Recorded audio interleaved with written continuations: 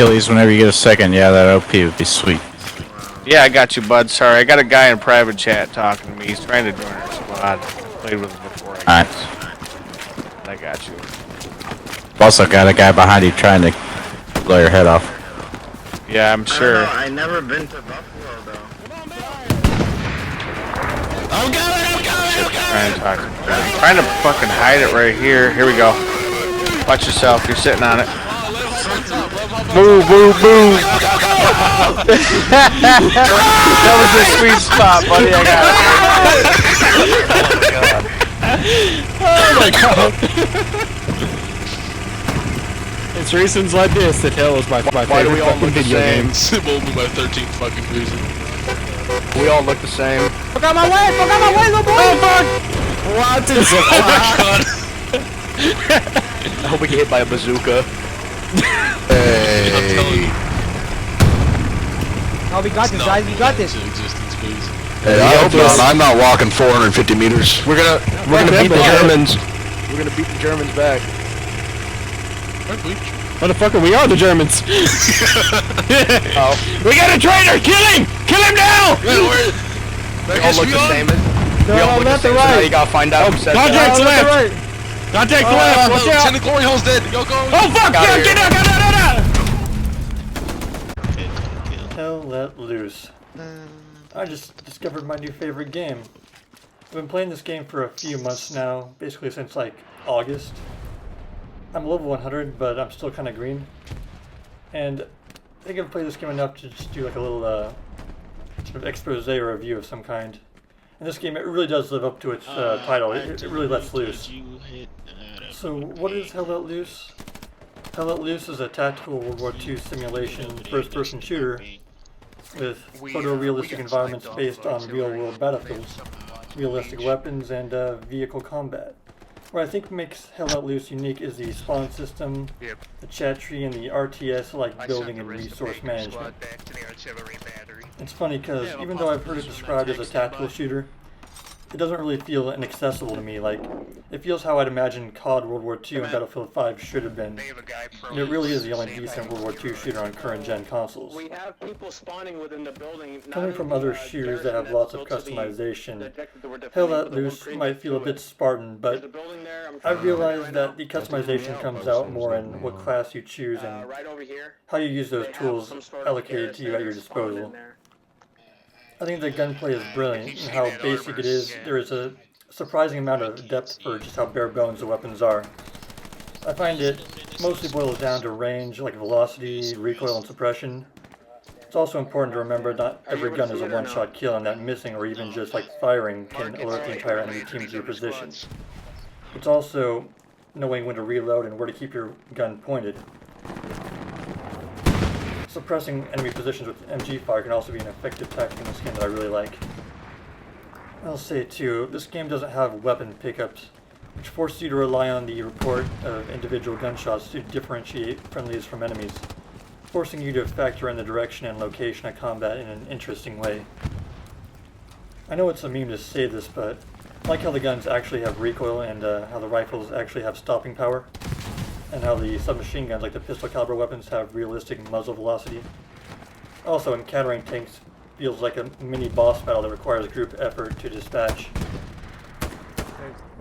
It's the low time to kill combined with the giant 100-player count maps that force a more tactical gameplay style, like covering each other's advances, shouting out enemy locations, moving from cover to cover, and gambling on taking a flanking route versus charging across an open field. Not to say you can't one-man army your way through this game, but it definitely rewards strategy and good positioning over like raw skill / like trick shooting. Alright, from here I want to do a brief overview of the class / squad roles. Starting off with Rifleman. As a new player, this is your role. You have the least amount of responsibilities assigned to you. You can place ammo for your teammates, and you have a hammer to build with structures and defenses.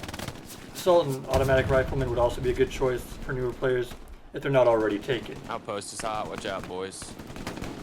Next up in terms of importance are the Machine Gunner and the Anti-Tank. The AT is useful for destroying or disabling vehicles. It can also destroy enemy garrisons with a well-placed shot. Do remember though, you only have 2 rockets. Otherwise, you'll spend most of your time acting as a rifleman.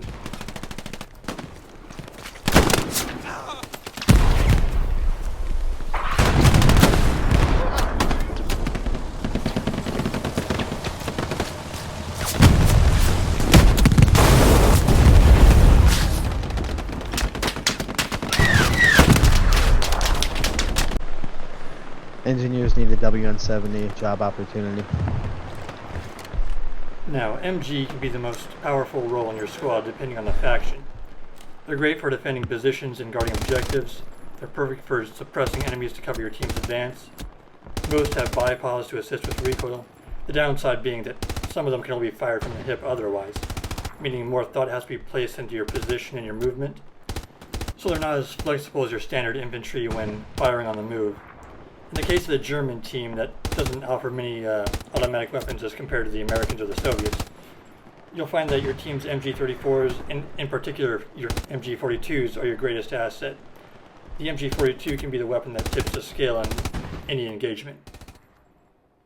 For the most part, the BAR, the Bren, and the Soviet DP aren't as decisive, the only equivalent being the American Browning in terms of usefulness. And I'll say, there's nothing more satisfying than knowing where the enemy's default spawn garrison is, and then pre-positioning your machine gun between them and the next objective to reach. With one well-placed machine gun, you can stop 50 players dead in their tracks.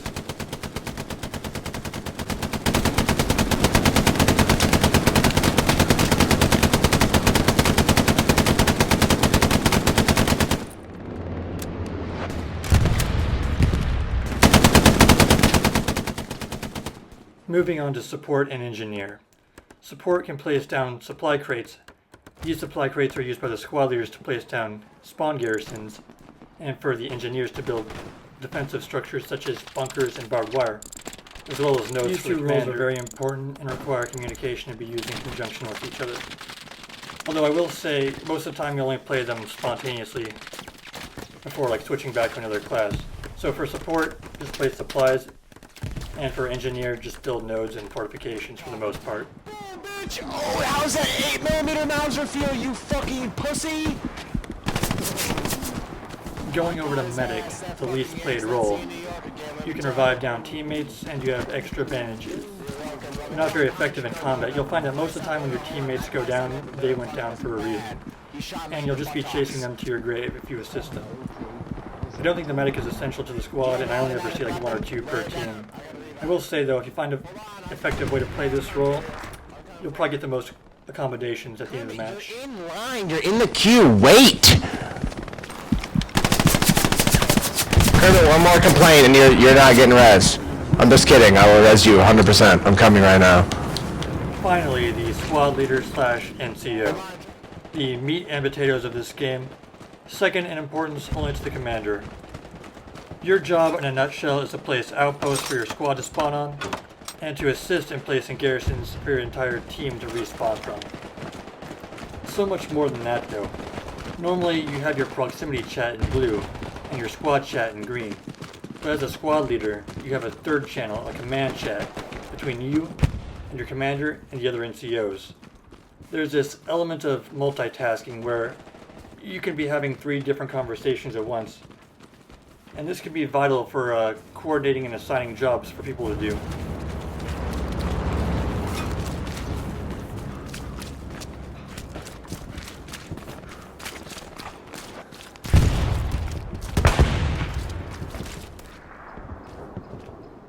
Now, you've also got your binoculars too for marking targets on the map.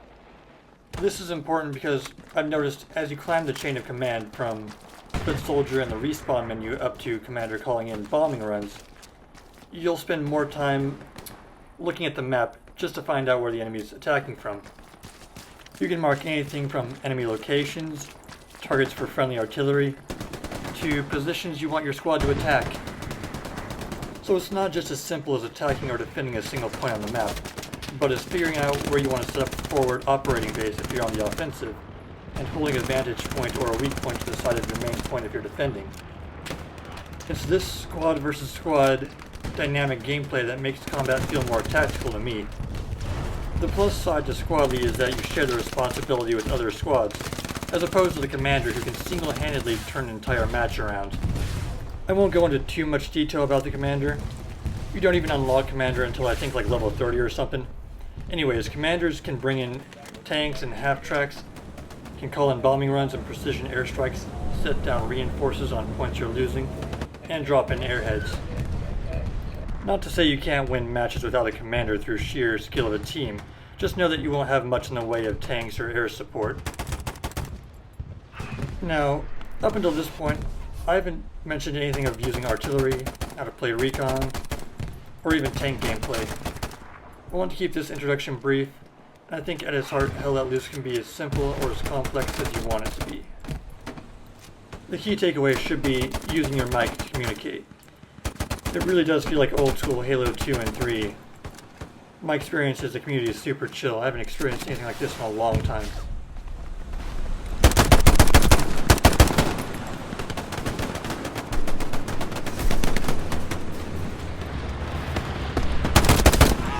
Are you back? Hopefully. Are you up here yet?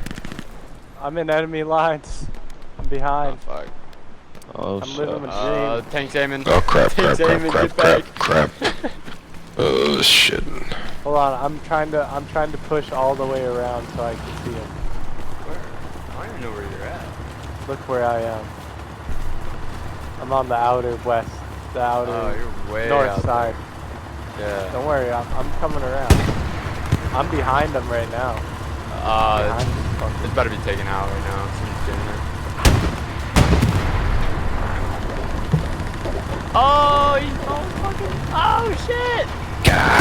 Oh fuck! I looked to my right. All you guys just. Man, can you get a supply truck on top spawn and I'll get you some more. Getting into my final thoughts on my minor criticisms of the game. There's minor lag spikes, I guess. They could use better tutorials. I can't really criticize the developer too harshly for the most part. Like, they've added a bunch of content ever since I started playing this game around 4 months ago. They've got around like 16 maps with night variations. They've even added the British faction to the game and 2 new maps. I will say I'd like to see more class progression and cosmetics added. Nothing game breaking, just more variety. And in my opinion, they should stick with the late war years like 1944 to 1945, and to the European theater in particular. I feel they pretty well balanced things out with that, like thematically. So going forward, they should add maybe St. Lo, Aachen, like the Battle of the Ruhr-Pocken, maybe even the Battle of Berlin would fit well into this game. I know a lot of people didn't like El Alamein, I didn't either. Speaking of maps people don't like, my favorite one is Remagen with the bridge in the middle. It reminds me of the final level of Call of Duty Finest Hour. This game gives me flashbacks to other older World War II shooters like Call of Duty and Brothers in Arms. On a side note, I recently replayed through those games on Steam. They've aged like fine wine, highly recommend. Also like Medal of Honor and Battlefield. This game really is better than all of those on the current generation. I think having a console release really helped keep this game alive, because I know Hell Let Loose wouldn't run on my PC. And obviously, the community plays a huge role in keeping this game alive too. Like I said, there isn't a very good tutorial system for newer players. It's either like word of mouth or sink or swim. And learning how to play this game on your own is kind of part of the charm. So to conclude, I'll say that Black Matter and Team 17 did something great here for the first-person shooter genre. The standout feature for me being the comm system. It's been such a long time since I could just like jump in and play a random match and actively communicate with strangers. The fact that the different comm channels like encourages people to actually use their mics, it's the chef's kiss for me. Anyways, that's Hell Let Loose. This game's fantastic.